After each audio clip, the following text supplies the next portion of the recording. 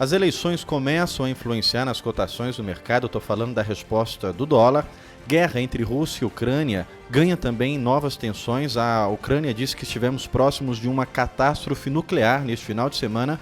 E o conflito também China e Taiwan ganha mais tensão com falas do Biden lá em Londres. Essas notícias e outras que vão movimentar o nosso mercado logo depois da vinheta.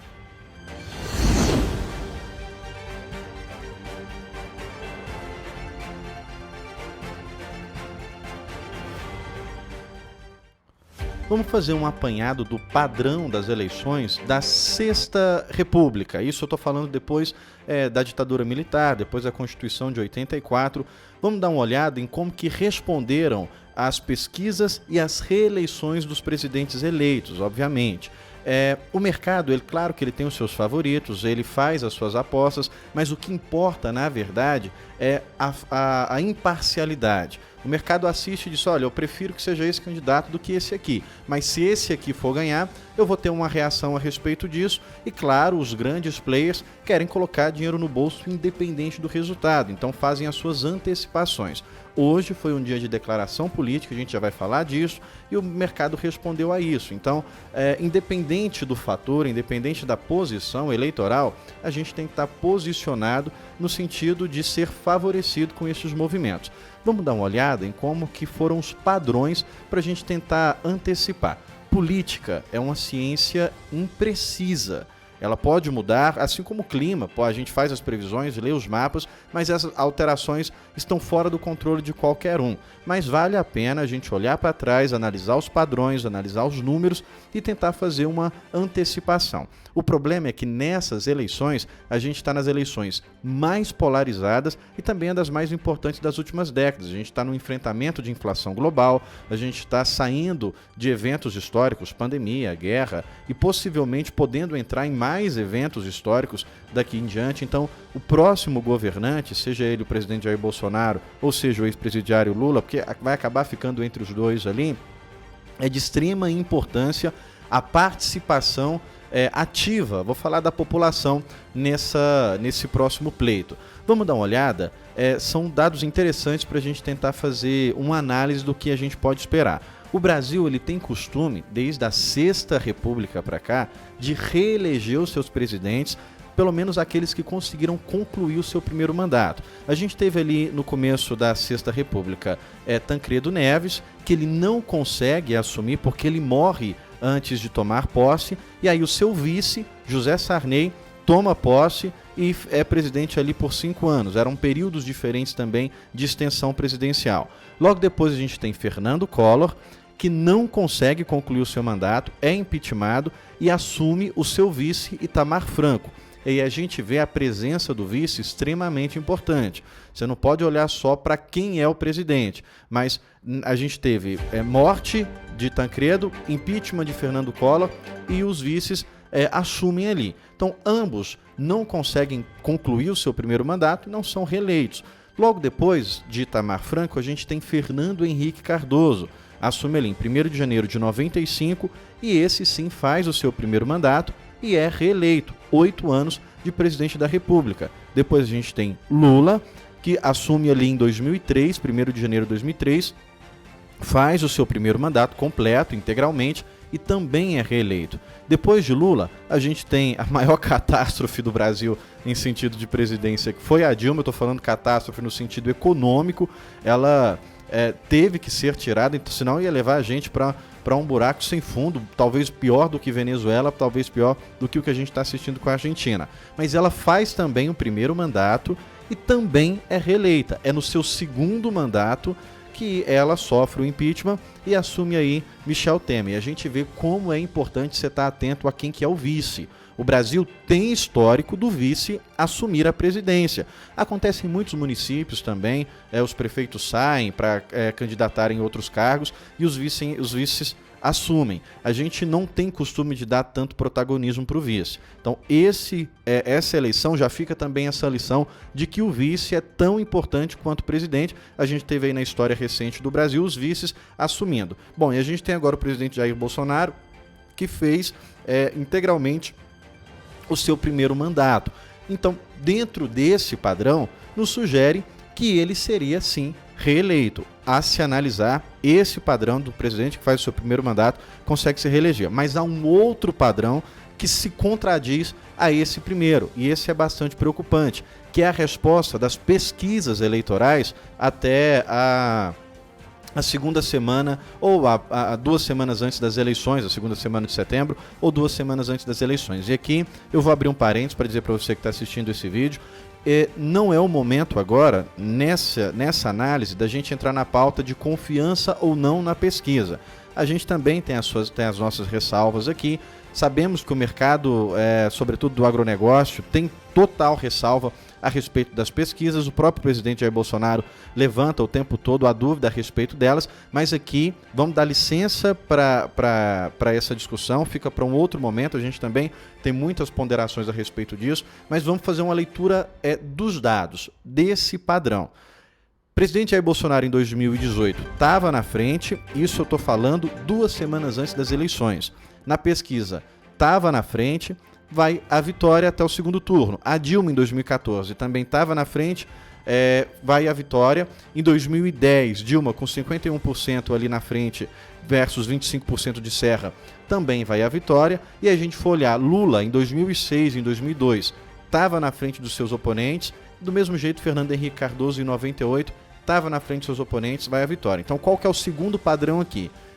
Quem está à frente das pesquisas 2 semanas antes das eleições acaba ganhando as eleições. Então aqui a gente tem 2 padrões, um contrapondo o outro, que geralmente o presidente que faz o seu primeiro mandato é reeleito. Então o presidente Jair Bolsonaro fez o seu primeiro mandato, e o outro padrão é que quem está na frente das pesquisas 2 semanas antes das eleições é eleito. E aqui a gente tem essa contradição. O presidente que fez o seu primeiro mandato, Jair Bolsonaro, está com 35% contra 44% de Lula. Isso é a pesquisa encomendada pelo banco BTG Pactual, que foi divulgada hoje mesmo, dia 19. Então a gente tem aqui 2 padrões completamente diferentes, mas bastante relevantes e de peso. Então a gente analisa como essas eleições são importantes e são dúbias, são ambíguas, porque a gente tem, nós estamos falando aqui do Centro-Oeste. Essa região nossa do Centro-Oeste, até nas próprias pesquisas mostram que é bastante forte o presidente Jair Bolsonaro.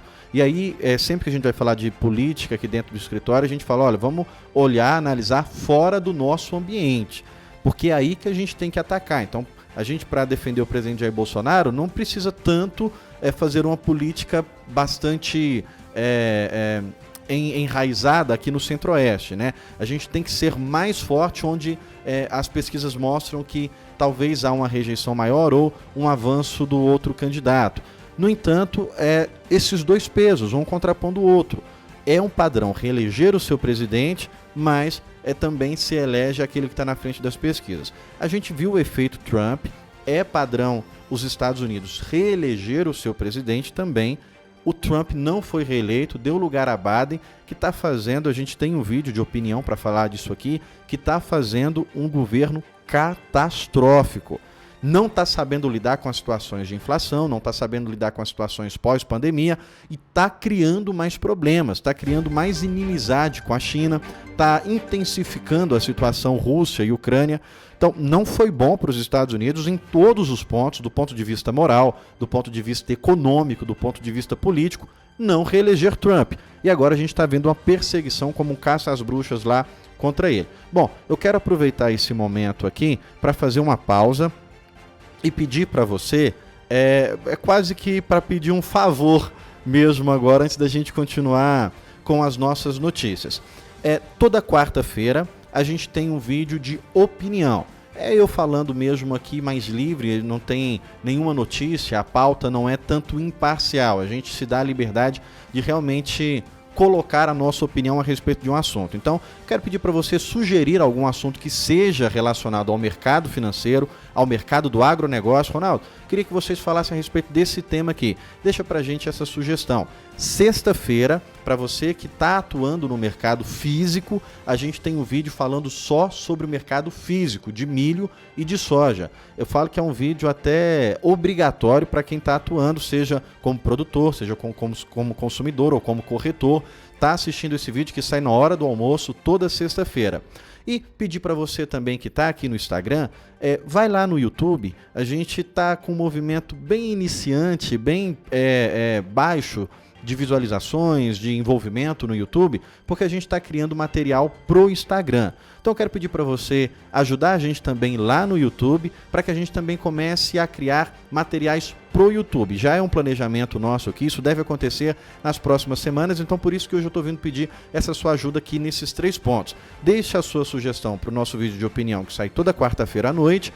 Confere o vídeo de mercado físico que sai toda sexta-feira na hora do almoço e vai lá no YouTube ajudar a gente com os nossos números lá também, conforme vocês têm ajudado bastante aqui a gente no Instagram. Eu agradeço por isso. Bom, voltando a falar aqui do movimento político, eu disse que hoje a gente teve influência política porque o outro candidato, o Lula, teve um movimento de reuniões com antigos pré-candidatos, antigos candidatos da presidência, para tentar angariar mais votos, para tentar cravar um discurso de que primeiro turno é suficiente para levar as eleições, o que é quase impossível matematicamente a se falar de um país de mais de 211 milhões de habitantes, mas ele teve uma parceria que o mercado apoia, que é a parceria de Henrique Meirelles. Muito se falava quando o Henrique Meirelles era ministro da Fazenda, hoje seria ministro da Economia, de que o verdadeiro presidente do Brasil é o ministro da Fazenda, não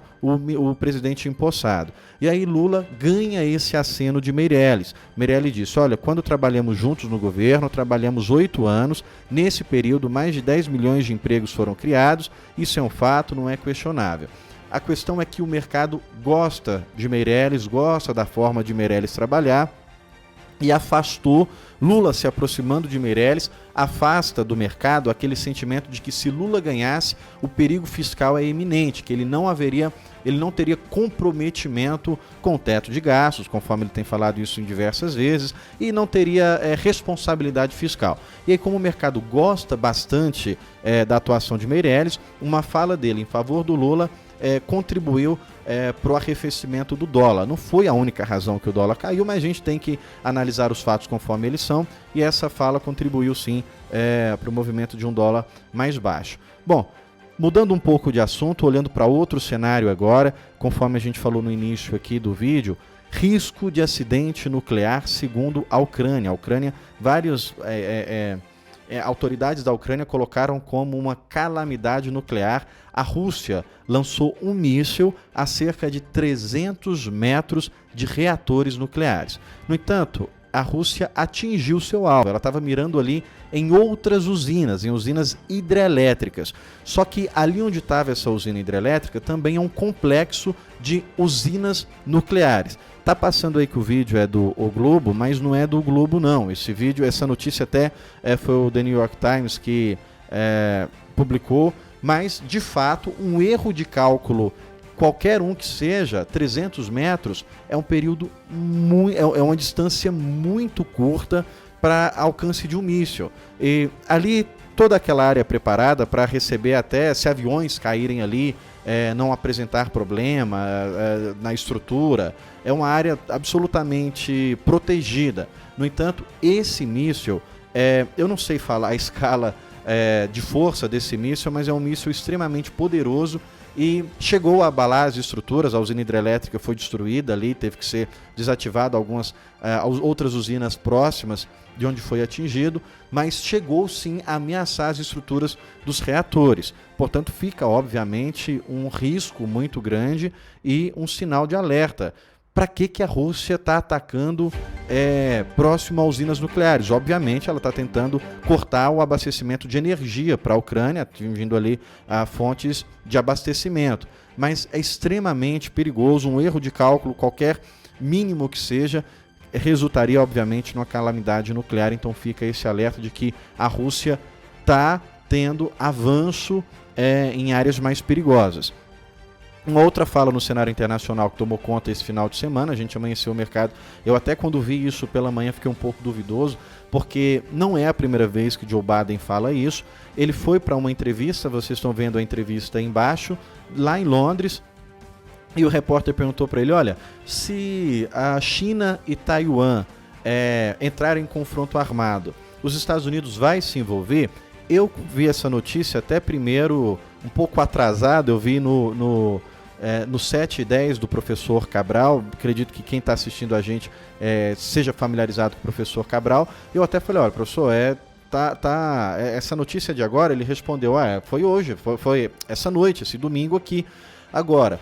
E aí, por que eu fiquei com essa dúvida? Porque há 3 meses atrás ele tinha feito a mesma coisa. Ele deu uma entrevista, uma repórter perguntou se China e Taiwan entrar em conflito, os Estados Unidos vai se envolver de forma militar? Ele disse sim, a gente vai se envolver de forma militar.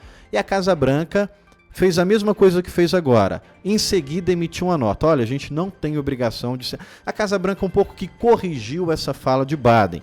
No entanto, a China está assistindo isso. E a China pediu resposta e disse que vai ter um aperto rígido para essa fala de Joe Biden. É muito improvável. Eu vou falar de um dado histórico bastante comovente, quando os Estados Unidos lançou a bomba nuclear em Hiroshima e Nagasaki. Eles não tinham apoio da população para fazer esse ataque, até que o Japão faz o ataque em Pearl Harbor. Quando os Estados Unidos recebem o ataque em Pearl Harbor e tem aquele sentimento americano de que a supremacia americana, o americano é intocado, aí sim o presidente ganha apoio popular para fazer esse ataque contra o Japão. Porque primeiro eles foram atacados, embora já havia essa tratativa de fazer um ataque ao Japão antes. Inclusive as teorias de conspiração rondam por aí de que o próprio Japão, de que o próprio Estados Unidos simulou esse ataque em Pearl Harbor, mas eu não quero desinformar, isso não está nos livros de história, isso não está registrado na história. O que está registrado é que o Japão faz assume, né, essa autoria. O Japão ataca os Estados Unidos, aquele evento em Pearl Harbor, e aí os Estados Unidos retalha respondendo com a bomba atômica. Então, só depois do ataque aos Estados Unidos que a população aprova um ataque. Então, hoje, no cenário atual, a população não apoia os Estados Unidos em enviar tropas para Taiwan. No entanto, os Estados Unidos está surfando as duas ondas, surfando a onda da Rússia e Ucrânia e surfando a onda China e Taiwan. Ele vendeu mais de $1 bilhão em armamento para Taiwan. Essas falas impactam o mercado. Hoje, segunda-feira, foi feriado em Londres. Talvez terça-feira isso já esteja um pouco absolvido, o mercado não reaja tanto, mas vale lembrar que a gente tem um vídeo aqui para explicar esse conflito China e Taiwan, e aí a gente coloca os motivos e a fala de Xi Jinping de que a meta deles é até 2025, então vai ser lento, vai ser gradativo, isso vai ficar incomodando o mercado com essas falas em diversos momentos. Bom, a gente teve hoje mais uma redução da Petrobras, foi uma surpresa, se esperava que a Petrobras reduzisse o preço da gasolina, mas ela anunciou redução do preço do diesel. Uma surpresa boa, mas que indica que a Petrobras estava segurando ali ainda alguma margem para poder repassar em algum momento importante. E agora chegou. Há uma outra notícia para a gente finalizar. A Argentina foi ao FMI, Fernandes se encontra com Cristalina, a presidente do FMI. Ela disse que foi uma reunião muito boa. Ela fala da necessidade da Argentina criar métodos para combater a inflação. A Argentina chegou a ter projeções de fechar o ano com 100% de inflação. Agora está um pouco menos, mas ainda bastante alto. Por que eu estou colocando essa situação da Argentina? A Argentina são os nossos irmãos vizinhos de fronteira. Não estou falando do governo de esquerda não, mas estou falando do povo. É uma população irmã brasileira. A gente tem rixa do futebol porque é como se fosse uma rixa de irmãos. E é um dos nossos principais parceiros comerciais. Então, se a Argentina capengar, isso respinga no Brasil.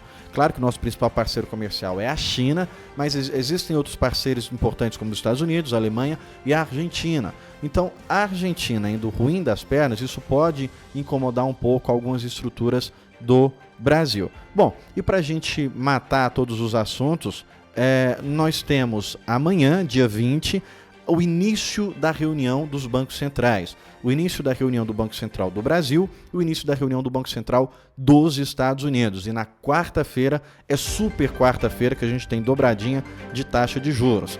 A aposta é que o Brasil mantenha a taxa como está, 13,75, e que os Estados Unidos aumente 0,75. Isso já está um pouco precificado. Então o que é importante? Qual que é a expectativa dessa semana? Não é nem tanto o ajuste.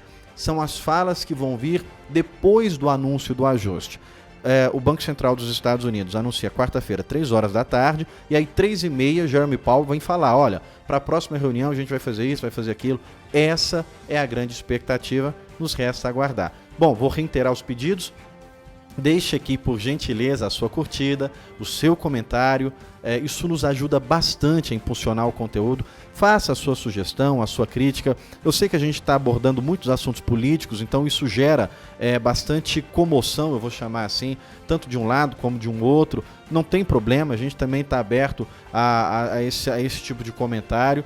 Claro que qualquer ofensiva a gente pede só que seja respeitado, que a gente entendido de uma forma clara, que a gente está colocando aqui uma opinião imparcial. Nosso intuito é ajudar você a ver com clareza qual movimento o mercado vai fazer. E a gente já tem vários vídeos aqui falando do nosso, por exemplo, o nosso vídeo de opinião, o último, eu falo da política do presidente Jair Bolsonaro, e a gente se posiciona. É que o radar não é um vídeo para posição, o radar é um vídeo para informação, mas a opinião é um vídeo de posição, de posicionamento. Bom, para finalizar, quero pedir aqui que você deixe seu comentário, deixe a sua curtida, isso nos ajuda bastante, e vou reiterar os 3 pedidos. Quarta-feira tem vídeo de opinião, ajuda aqui deixando o tema que você quer ouvir falar, quer mais informação a respeito de algum tema específico do mercado financeiro e do agronegócio. Sexta-feira é vídeo de informativo de mercado físico, para quem bota a mão na massa, para quem realmente opera ou para quem quer começar a operar. É importante acompanhar e vai lá no YouTube e ajuda a gente nos números de lá também. Até mais, muito obrigado.